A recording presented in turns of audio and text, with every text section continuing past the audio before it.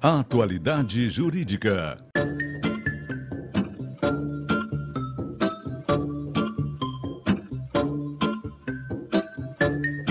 Com Odilon Garcia Júnior e Ivone Garcia.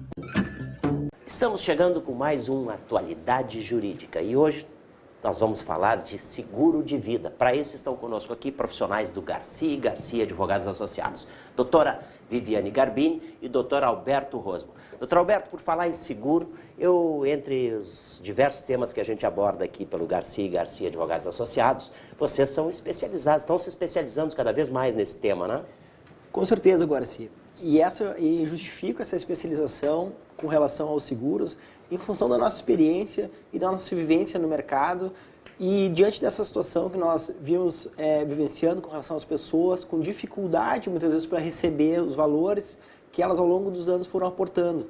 E naquele momento que ela precisa de fato receber, ela acaba encontrando algumas dificuldades. E são essas dificuldades que nós estamos trazendo aos poucos aqui no teu programa para poder esclarecer sempre de modo preventivo.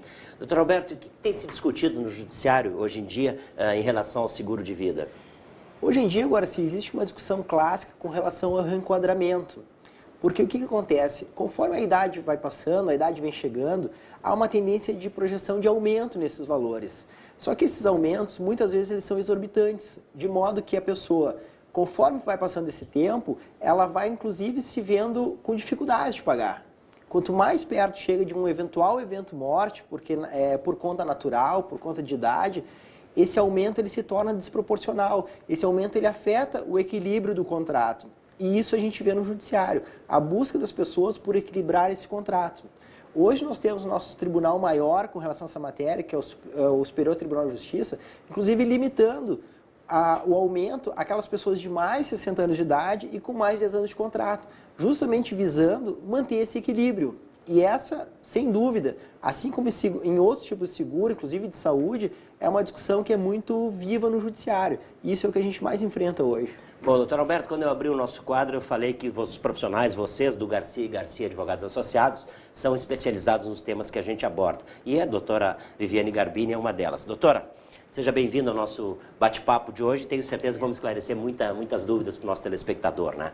E por falar nisso, vamos começar. A seguradora pode alterar as coberturas de seguro de vida vigente?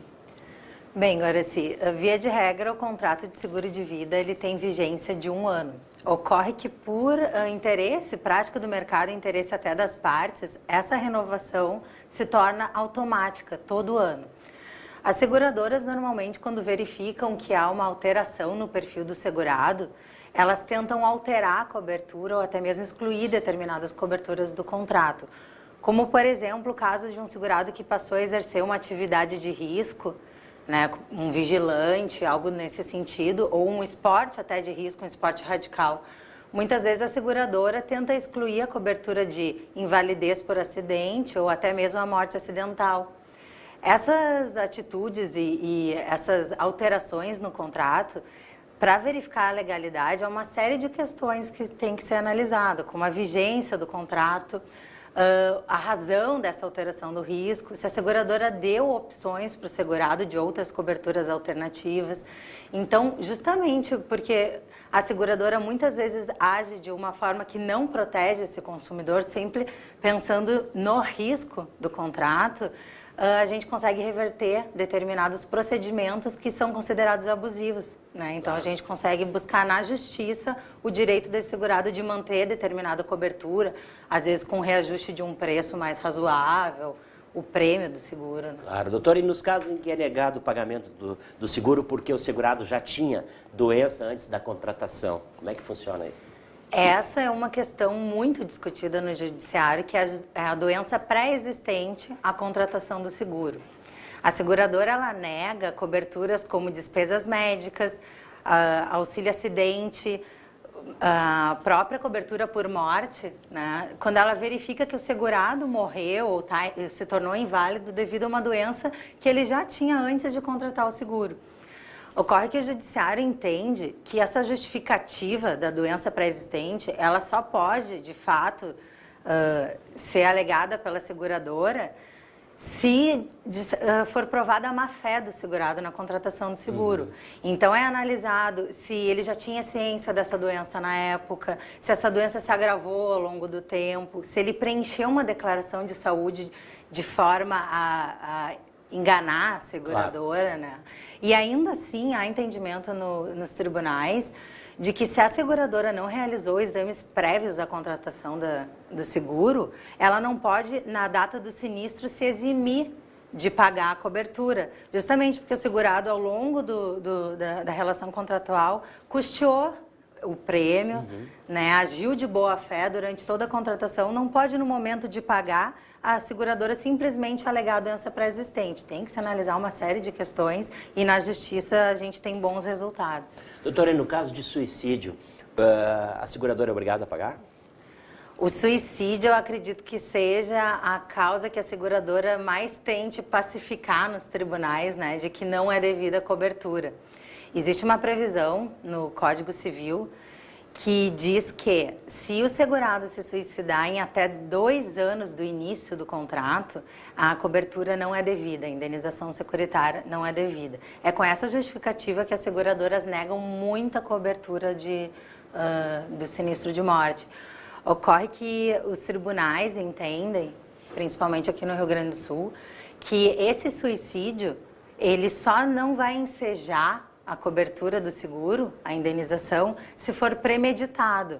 Ou seja, se o segurado contratou o seguro já pensando em se suicidar e garantir aquela indenização para os beneficiários.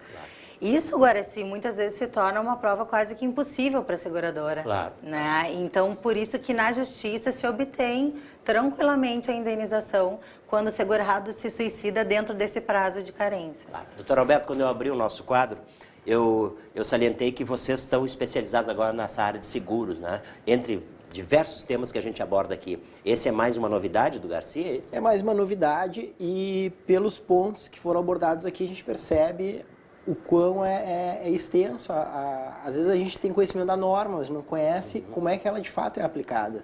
Como foi abordado agora, existe um artigo que tem uma literalidade, existe um entendimento de jurisprudência que dá outro enfoque para essa mesma norma. Então é importante que as pessoas, na dúvida, sempre busquem um especialista para que possam consultar e possam saber de fato quais são os seus direitos. Claro.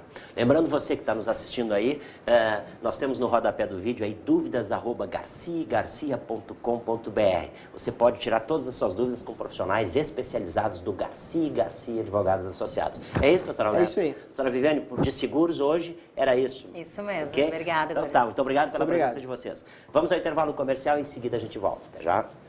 Oferecimento Garcia e Garcia Advogados Associados.